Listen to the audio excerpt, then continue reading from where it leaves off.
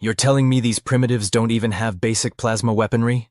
Supreme Hunter Krithax scoffed, his multiple mandibles clicking in what passed for amusement among the Vorkath species. That's correct, Supreme Hunter, replied strategic analyst Zixtal, her crystalline exoskeleton shifting uncomfortably. Their most advanced weapons still rely on chemical propulsion and crude explosive devices. Perfect. Krithax's compound eyes gleamed with predatory anticipation. Ready the hunting party. We'll make an example of these humans and add their world to our trophy collection. Sir, if I may. Zixtal's voice wavered slightly. There are some concerning data points about Earth that... Concerning? Krithax interrupted, mandibles now clicking in irritation. What could possibly be concerning about a species that hasn't even achieved viable fusion containment? They're practically asking to be conquered. Well, sir, it's just that several of our preliminary scout drones have gone missing without explanation, and the atmospheric readings are rather unique. Missing drones? Probably just their primitive detection systems causing interference. As for the atmosphere, Krithax waved one of his 4 upper appendages dismissively. Our environmental suits will handle whatever pitiful cocktail of gases they breathe. Zixtal wanted to point out that Earth's atmosphere contained an unusually high percentage of oxygen, a highly reactive gas that had proven corrosive to Vorkath technology in the past. But she knew better than to contradict the Supreme Hunter when he had that particular gleam in his eyes. The gleam that had preceded the extinction of 3 separate species across 2 spiral arms of the galaxy. Very well, sir. I'll prepare the standard invasion briefing package. Make it quick! Krithax chittered excitedly. I want boots on the ground within 1 planetary rotation. These humans won't even know what hit them. Dave Rusty Henderson wiped the sweat from his brow as he trudged through the Amazon rainforest, machete in hand. 20 years as a professional mycologist had taught him that the best specimens were always in the most inconvenient places. But this expedition was different. He'd been tracking reports of an unusual fungal bloom that had local indigenous communities spooked. Something about glowing purple mushrooms that appeared after strange lights in the sky, he muttered to himself, pushing through a particularly dense patch of undergrowth.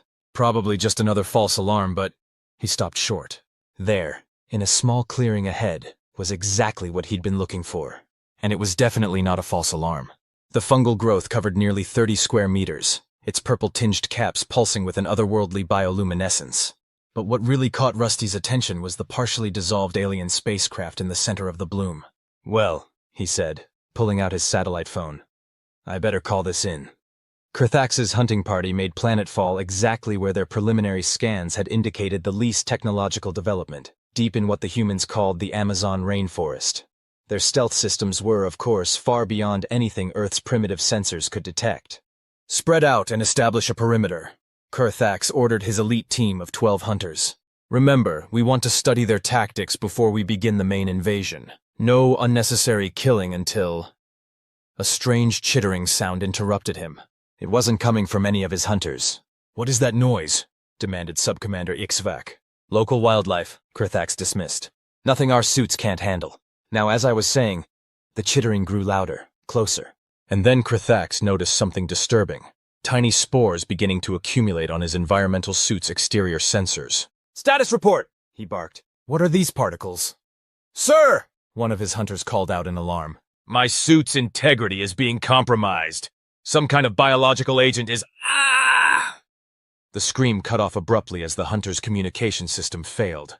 Through the growing haze of spores, Krithax watched in horror as something began growing on his subordinate's suit, spreading across the surface like a living web. Fall back, Krithax ordered.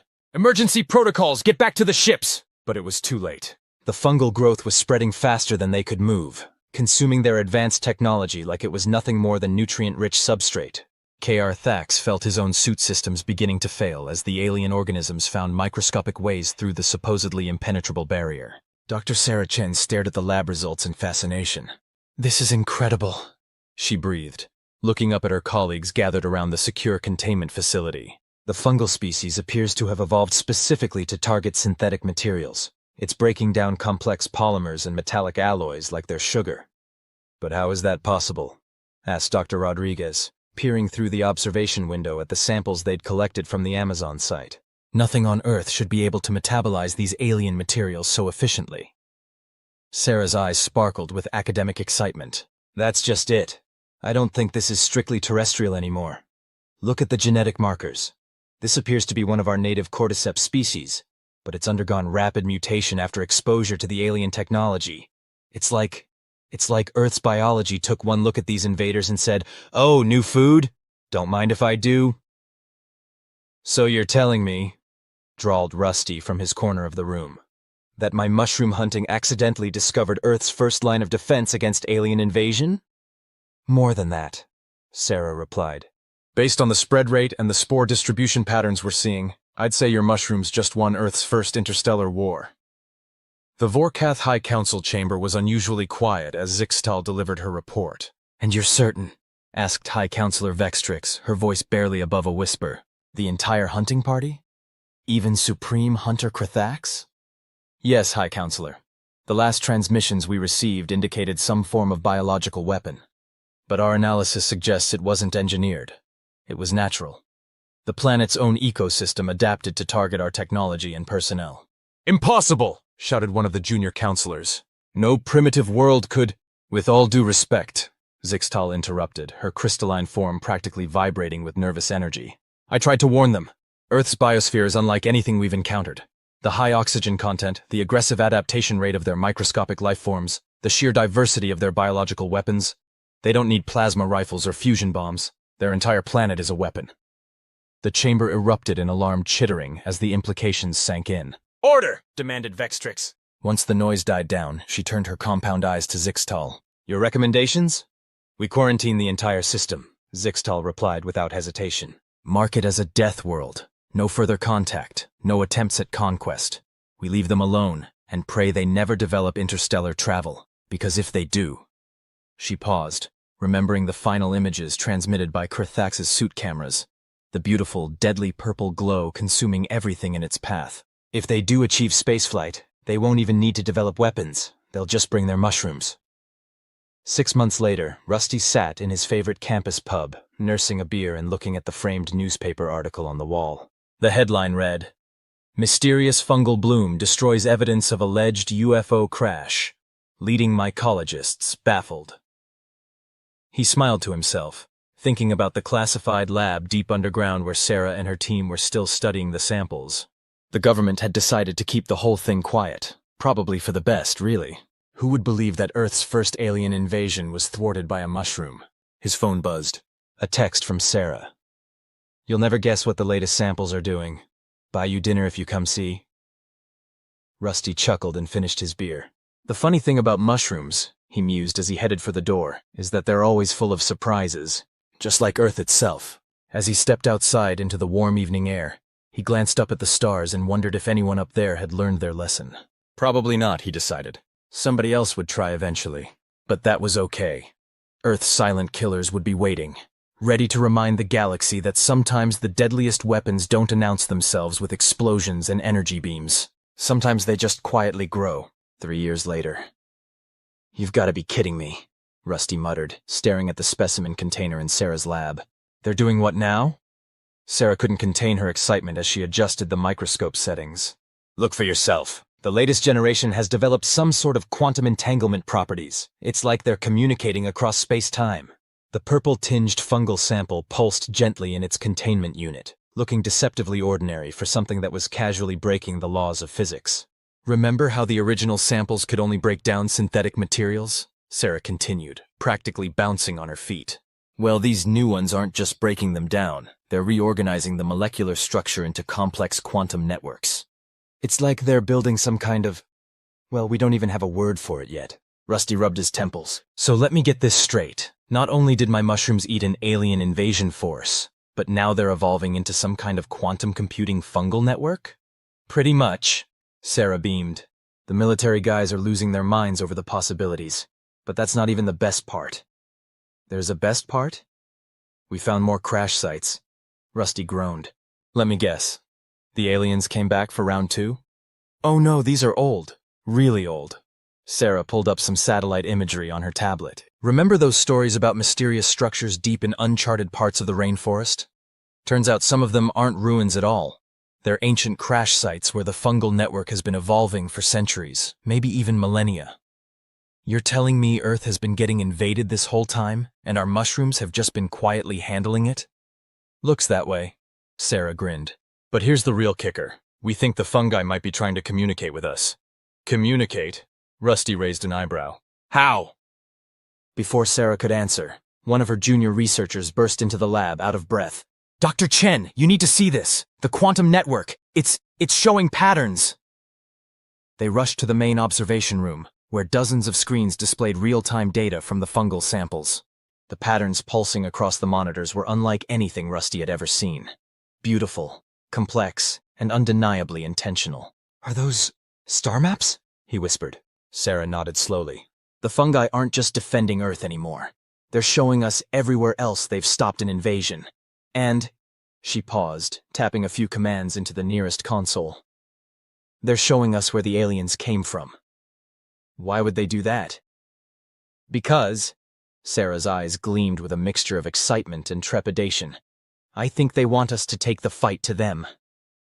Meanwhile, in deep space, the Vorkath High Council's emergency session was in its 4th day when the impossible reports started coming in. Their colony worlds, dozens of them, were experiencing simultaneous biological contaminations. The source? Microscopic spores found in the cargo holds of their supposedly decontaminated ships. Earth's defenders had gone interstellar. Zixtal, now promoted to chief strategic analyst, watched the reports flood in with a mixture of horror and grudging admiration. I tried to warn them, she muttered to herself as she prepared to deliver yet another devastating briefing. Never underestimate a death world's immune system. And somewhere in the vast network of quantum-entangled fungi spreading across the galaxy, the collective consciousness of Earth's silent guardians continued to grow, learn, and evolve. They had protected their home for millions of years, through countless attempted invasions, and now, with humanity finally aware of their existence, they were ready to share their ancient knowledge. The galaxy would never be the same. You know, Rusty said, staring at the holographic display showing the spread of Earth's fungal defenders across known space. When I started my career, I thought the most exciting thing I'd ever discover was a new species of shiitake. Sarah snorted, not looking up from her data pad. Instead, you discovered an intergalactic quantum defense network that's been protecting Earth since before humans invented the wheel. Slight upgrade. They were standing in the newly constructed Xenomycological Defense Command Center, or XDC as everyone had taken to calling it. The facility had been built underground near the original Amazon crash site, its walls incorporating living samples of the quantum fungi that now served as both Earth's shield and its most sophisticated communication network. Got another signal coming in, announced Dr. Rodriguez from his monitoring station. Looks like the network just shut down a Vorkath mining operation in the Centauri system. How many is that this month? 17, Sarah replied. They're getting desperate. Their entire economic system was built on aggressive expansion, and now... She gestured at the holographic display, where purple dots representing fungal blooms were spreading across star systems like a beautiful cosmic infection. Speaking of desperate, Rodriguez called out, you'll want to see this. The quantum network is picking up some interesting chatter from the Vorkath homeworld. The main screen filled with intercepted alien communications, automatically translated by the fungal network's increasingly sophisticated interface. Rusty still couldn't quite wrap his head around how mushrooms had learned to decode alien languages, but at this point, he'd stopped questioning it. They're calling for a peace conference, Sarah read aloud, her eyes widening. They want to negotiate with... the mushrooms? Not exactly, Rodriguez corrected. They want to negotiate with us. Apparently, they think we engineered this whole thing as a bioweapon. Rusty couldn't help but laugh. Should we tell them it's just Earth being Earth? Actually, Sarah said slowly, a familiar glint of scientific excitement in her eyes. I think we should meet with them, because there's something I haven't told you yet about the latest test results. She pulled up a new set of data on her pad. The fungi aren't just defending us or showing us star maps anymore. They're teaching us.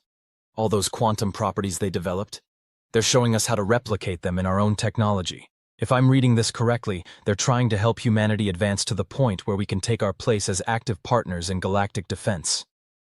Partners? Rusty blinked. With mushrooms? Why not? Sarah shrugged. They've been doing this job for millions of years. Maybe they're tired of working alone. Maybe they recognize that humanity's creativity combined with their defensive capabilities could create something entirely new. A human-fungal alliance, Rodriguez mused. That's got to be a first in galactic history. Before anyone could respond, the quantum network's displays began pulsing with unprecedented intensity. New data streamed across the screens faster than the translation protocols could handle. What's happening? Rusty asked, watching the frenetic display with concern. Sarah's fingers flew across her console. They're showing us something new, something big. Her voice dropped to a whisper. Oh my God. What? Rusty and Rodriguez asked in unison. They're not just Earth natives that learned to fight off aliens, Sarah said. They're showing us their own origin story. They were created by an ancient species that seeded them across multiple worlds as a defense system. Earth was just one of many planets they protected, but something happened to their creators, and they've been running on autonomous mode ever since. Until now, Rodriguez added. Until now, Sarah agreed. And look at this. They're showing us where some of the other seeded worlds are. Worlds where other variations of the defense network might still be active. Rusty sank into the nearest chair. So what you're saying is, not only did I discover ancient alien mushrooms, but now they want humans to help them reconnect with their long-lost fungal siblings across the galaxy? Pretty much, Sarah grinned. Still miss those shiitake hunts? You know what the really crazy part is? Rusty shook his head, chuckling. This actually makes my job simpler.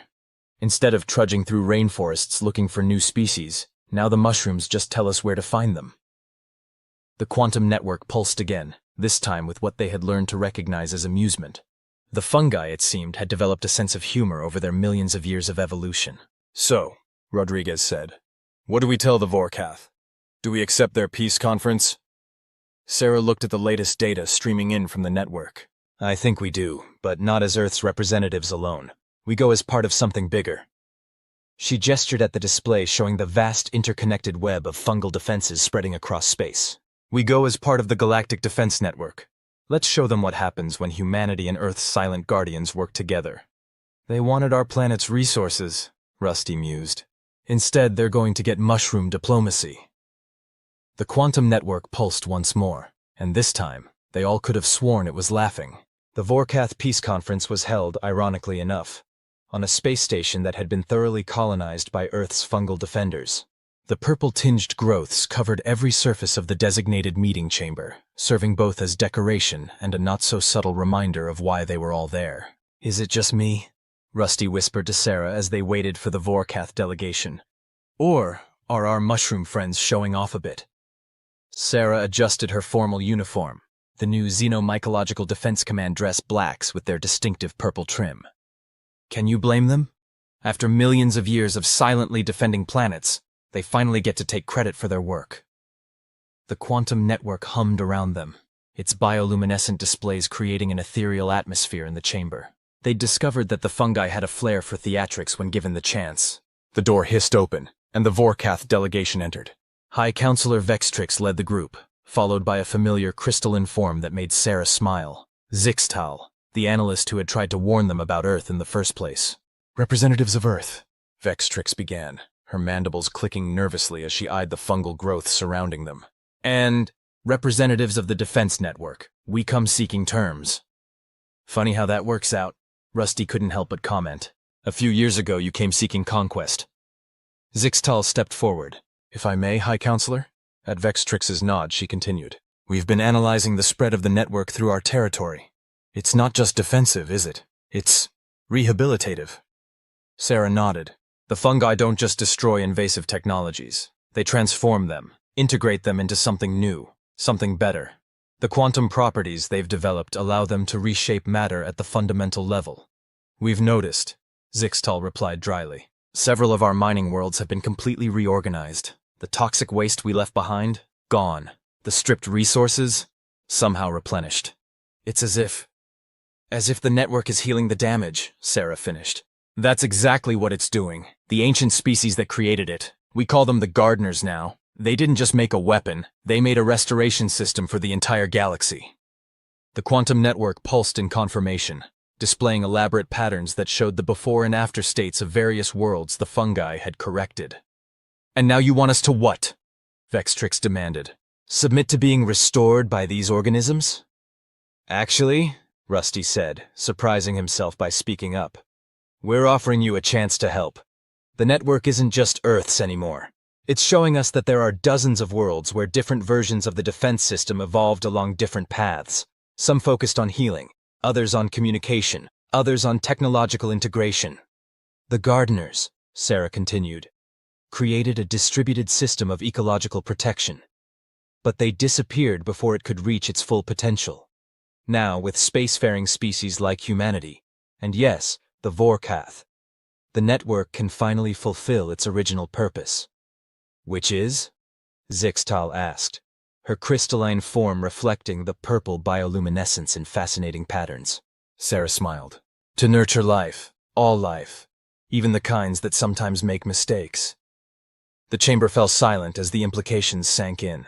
The quantum network took the opportunity to display a new set of star charts, showing not just the current spread of the fungi, but potential growth patterns that could restore damaged worlds throughout the galaxy. So, Rusty said, breaking the silence, who's up for some interstellar gardening? 6 months later, Rusty found himself standing on the surface of a former Vorkath mining world, watching in amazement as purple-tinged fungal growths transformed the barren landscape before his eyes. Beside him, Zixtal monitored the process with her species' equivalent of scientific enthusiasm. Remarkable, she chittered. The network is converting our abandoned mining equipment into organic computing nodes. The energy efficiency alone is pretty mushroom magic, Rusty grinned. He'd given up trying to understand the quantum mechanics behind it all. As far as he was concerned, he was just doing what he'd always done, helping fungi make the world a better place. The fact that the world now meant the galaxy was just a minor detail. His communicator chimed with a message from Sarah. You need to see this. The network found another gardener site, and this one's still active. Rusty looked at Zixtal. Want to come find out what other surprises the universe's most ambitious mushrooms have in store for us? The crystalline alien's form sparkled with excitement. Lead the way, Earth mycologist. Lead the way. And above them, invisible to the naked eye but brilliant in quantum space, the fungal network continued its ancient mission. Not just defending life anymore, but helping it flourish in ways its original creators could never have imagined. Sometimes the best weapons aren't weapons at all. Sometimes they're gardeners, waiting patiently for the right moment to help life bloom among the stars. But When you said active gardener site, Rusty panted as he climbed over another root-covered wall, I was thinking more ancient alien laboratory and less literal space jungle. The facility they'd discovered was buried deep within an artificial planetoid at the edge of known space.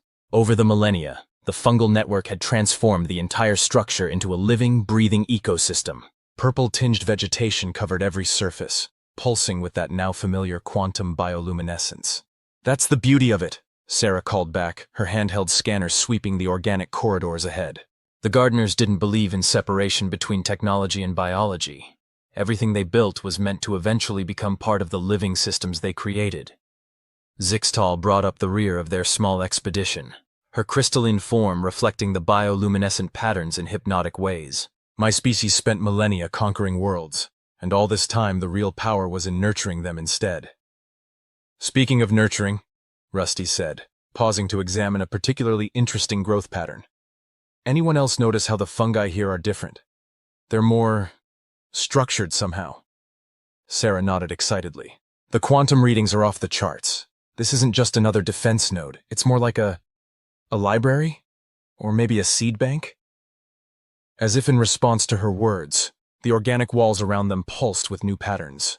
The fungal network they'd brought with them, a specially engineered strain that combined the best features of Earth's defenders, began resonating with the local growths. Oh, Sarah breathed, watching her scanners display. Oh, this is beautiful. They're sharing information. All of it. The entire history of the gardeners, their mission. She trailed off as the corridor ahead of them began to transform. The organic matter shifted and flowed like liquid, forming into something that looked suspiciously like... Is that a door? Rusty asked. Not just any door, Zixtal chittered excitedly. Look at the patterns. They're showing us their entire civilization's story. The living walls had become a canvas for an elaborate display of bioluminescent art. Images flowed across the surfaces.